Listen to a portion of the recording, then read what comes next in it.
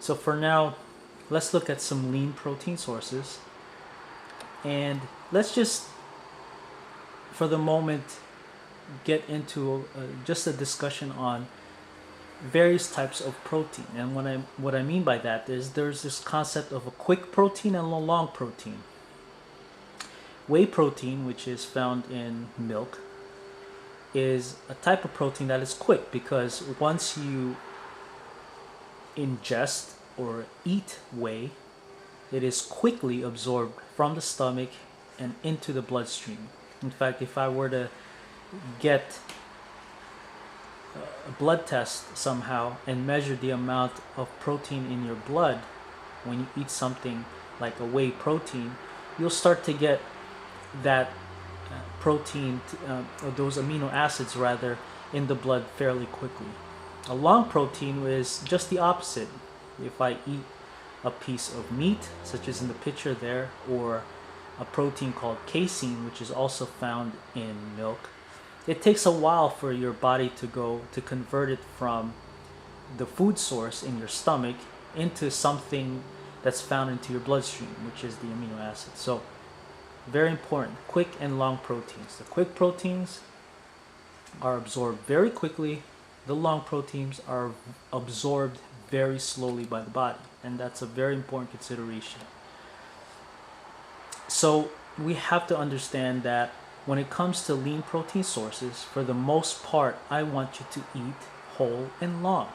So your diet should be full of whole foods, not supplements. And for the most part, you're eating long proteins, that is, proteins that are not easily absorbed. So you're talking about not quickly absorbed, rather. It is easily absorbed, but not quickly absorbed. So chicken breast, turkey breast, fish are examples of this whole and long concept. For now, whey protein is probably the quickest protein on the list here because for many different reasons, it's easily digested and it supports your workouts primarily during and after your workout. And we'll go into that great detail very soon. So protein, when you're looking at what to eat before you work out, and looking at a time frame of around 45 minutes to an hour before you work out, just simply eat lean and long. So you're talking about proteins that are not quickly absorbed. Now, if you're going to ingest protein during your workout or immediately after your workout, then the quick proteins are very beneficial. So in this case, quick proteins refer to things like whey protein isolate or whey protein hydrosylates. And I put here milk because there are some neat studies out there that actually shows that milk, which contains things like casein and whey protein, can actually be beneficial to exercise performance in the long run. And we'll talk about that in great detail a little bit later on. But for now, these are some general recommendations. And every 2 to 4 hours after your exercise, you simply eat lean and long. For the rest of the day, you eat whole foods. So you're talking about whole foods, not supplements. And that's an important point.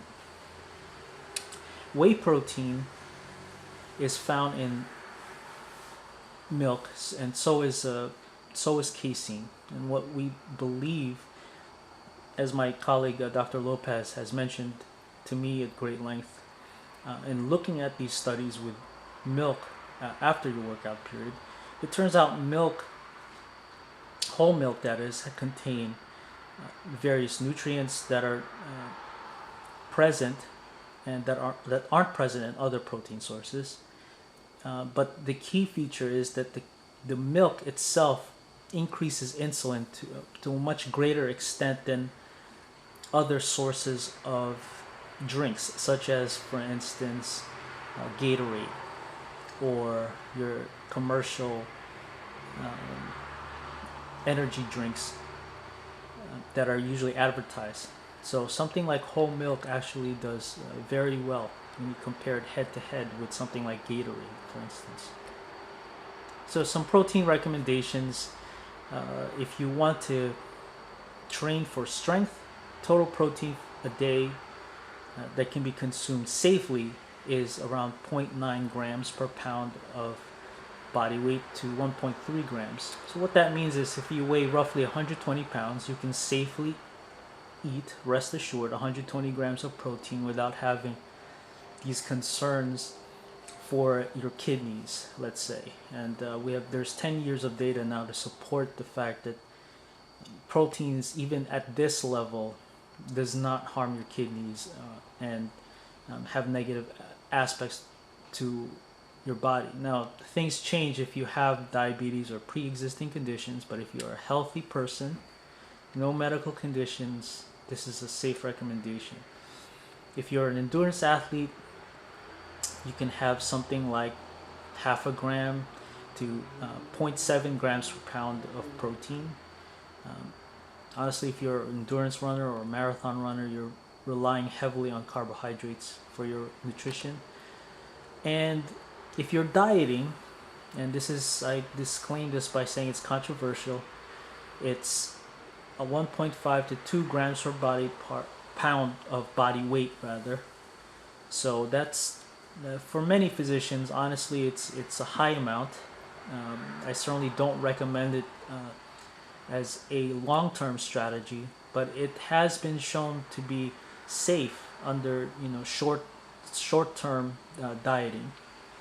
And again, it's up to the comfort level of your physician, and your physician has to be on top of your health status and be aware of